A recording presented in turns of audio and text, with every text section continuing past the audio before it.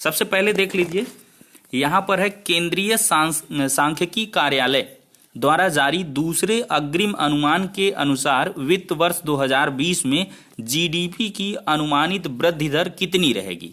तो आंसर है 5%। अगला क्वेश्चन है कि विश्व उत्पादकता कांग्रेस 2020 का आयोजन किस भारतीय शहर में किया गया था? इंपॉर्टेंट है, विश्व उत्पादकता कांग्रेस 2020 का आयोजन बेंगलुरु में किया गया है। नेक्स्ट क्वेश्चन लेते हैं, विश्व भर में शून्य भेदभाव दिवस कब मनाया जाता है? तो इसका सही जवाब हो जाएगा 1 मार्च। विश्व भर में शून्य भेदभाव दिवस 1 मार्च को मनाया जाता है प्रतिवर्ष। देखिए, खेलो इंडिया यूनिवर्सिटी गेम 2020 का विजेता कौन सा विश्वविद्यालय रहा है? तो खेलो इंडिया यूनिवर्सिटी गेम्स 2020 का जो विजेता रहा है वो पंजाब यूनिवर्सिटी रहा है। फिर है, हाल में ही किस त्रिराज्य अभयारण्य को पर्यावरण संवेदनशील क्षेत्र ESZ घोषित किया गया है? तो राष्ट्रीय चंबल अभयारण्य को। छठा क्वेश्चन है कि 1 मार्च से 7 मार्च के सप्ताह को पूरे देश में किस सप्ताह के रूप में मनाया जा रहा है? तो जन औषधि सप्ताह के रूप में 1 मार्च से 7 मार्च के बीच की अवधि को मनाया गया। फिर है, हाल में ही किस देश ने मार्च 2020 के महीने के लिए संयुक्त राष्ट्र सुरक्षा परिषद की अध्यक्षता ग्रहण की है? तो चाइना ने।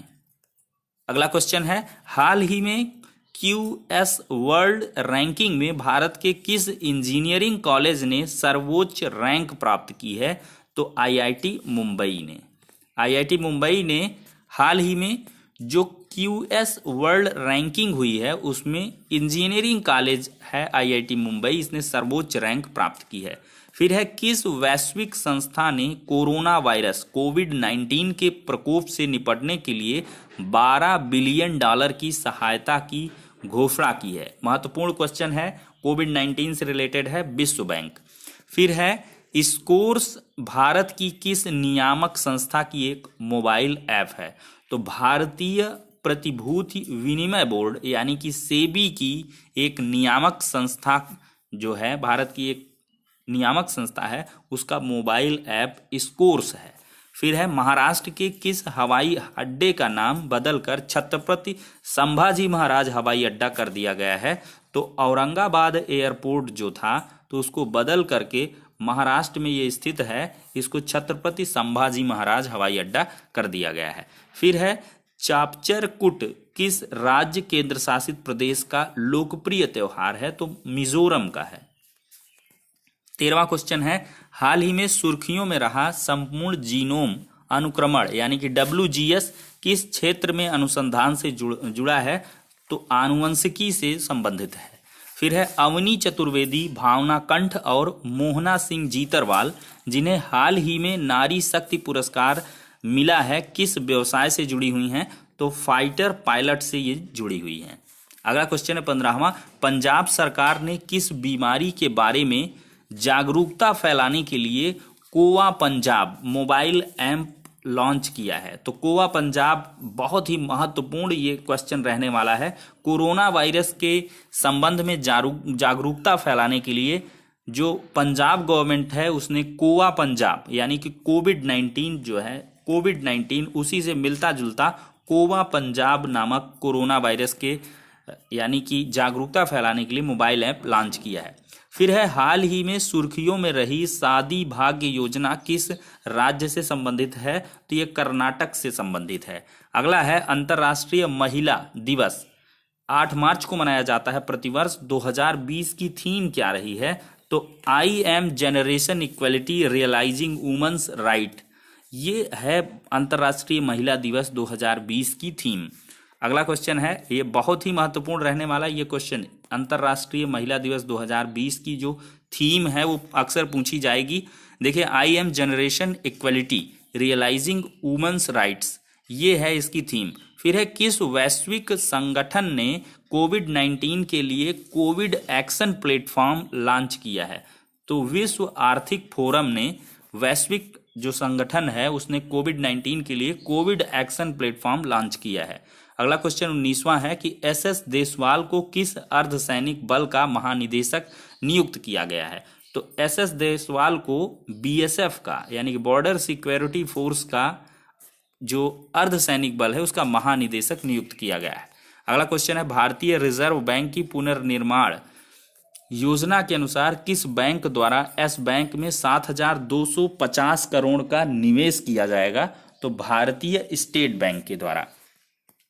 अगला 21वां क्वेश्चन है, अमेरिकी कांग्रेस ने राष्ट्रपति डोनाल्ड ट्रंप को किस देश पर हमला करने से रोकने के लिए एक प्रस्ताव को मंजूरी दी है? तो ईरान।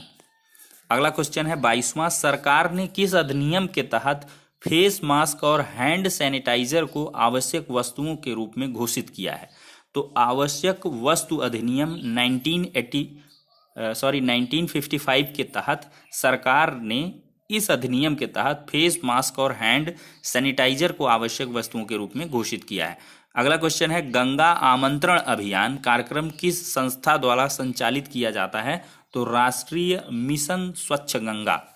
फिर है अगला क्वेश्चन कि चमेली देवी जैन पुरस्कार किस क्षेत्र में उत्कृष्ट कार्य करने वाले लोगों को प्रदान किया जाता है? तो चमेली देवी जैन पुरस्कार ये पत्रकारिता जर्नलिज्म में प्रोवाइड किया जाता है उत्कृष्ट कार्यों के लिए। फिर है, किस देश ने अपनी अर्थव्यवस्था को कोविड-19 के प्रकोप से बचाने के लिए $4 बिलियन का एंटी क्राइसिस फंड बनाने की घोषणा की है? तो रूस एक ऐसा देश है जिसने अपनी अर्थव्यवस्था को कोविड-19 के प्रकोप से बचाने के लिए $4 बिलियन का एंटी क्राइसिस फंड बनाने की घोषणा की है। अगला क्वेश्चन है कि हाल ही में जारी पुस्तक माई एनकाउंटर्स इन पार्लियामेंट के लेखक कौन है? तो भालचंद्र मुंगेकर हैं। इंपॉर्टेंट बुक है, महत्वपूर्ण प्रश्न है, इसको अवश्य कंठस्थ करें। माई एनकाउंटर्स इन पार्लियामेंट के लेखक हैं भालचंद्र मुंगेकर। अगला है, नैस्कॉम फाउंडेशन के साथ किस तकनीकी फर्म ने इनोवेट फॉर एक्सेसिबल इंडिया अभियान जारी किया है? तो माइक्रोसॉफ्ट ने। नैस्कॉम फाउंडेशन के साथ माइक्रोसॉफ्ट ने इनोवेट फॉर एक्सेसिबल इंडिया अभियान शुरू किया है। अगला है कि नैस्कॉम फाउंडेशन के साथ किस तकनीकी ये रिपीटेड है। अगला क्वेश्चन है, किस भारतीय राज्य ने कोरोना वायरस प्रकोप से निपटने के लिए 20,000 करोड़ रुपए के आर्थिक पैकेज की घोषणा की है? तो केरल ऐसा राज्य है जिसने कोरोना वायरस के प्रकोप से निपटने के लिए 20,000 करोड़ रुपए के आर्थिक पैकेज की घोषणा की है। अगला है, बेहद महत्वपूर्ण क्वेश्चन है, विश्व गौरैया दिवस वर्ल्ड स्पैरो डे कब मनाया जाता है? तो 20 मार्च को। अगला क्वेश्चन है कि वर्ल्ड हैप्पीनेस रिपोर्ट 2020 के अनुसार विश्व का सबसे खुशहाल देश कौन सा है? ये भी बेहद महत्वपूर्ण क्वेश्चन रहने वाला है आगामी परीक्षाओं के लिए। तो फिनलैंड ये एक ऐसा देश है जिसने वर्ल्ड हैप्पीनेस रिपोर्ट 2020 के अनुसार विश्व में सबसे खुशहाल देश का दर्जा प्राप्त किया है। तो ये 30 टॉप मोस्ट करंट अफेयर्स थे जो कि आगामी किसी भी प्रतियोगी परीक्षा में पूछे जा सकते हैं। हालांकि ये क्वेश्चंस वन लाइनर अप्रोच के हैं, लेकिन क्या है कि बहुविकल्पी प्रश्नों की भी सीरीज लाई जाएगी। जनवरी